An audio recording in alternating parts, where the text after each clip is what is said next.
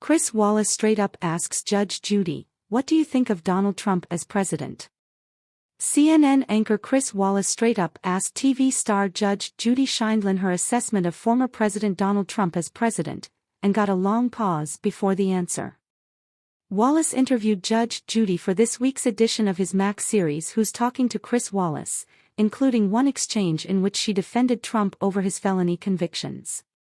She called the charges nonsense, and told Wallace, "That's my view. And that is a view shared by a lot of people, but they won't say it to you publicly. Because they'll say, oh, she must be a Trumpster.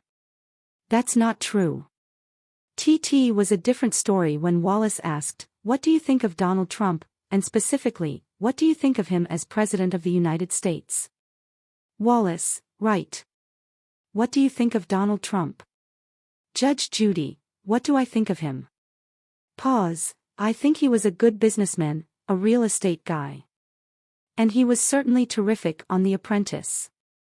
Terrific entertaining. He has a perspective."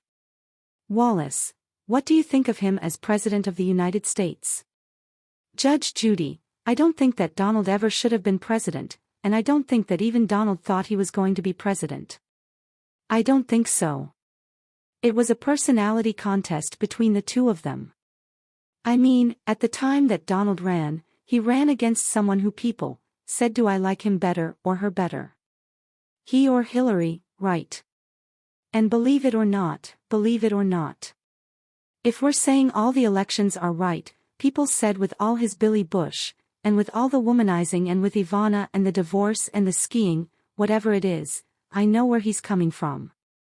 That's what people say, I know where he's coming from.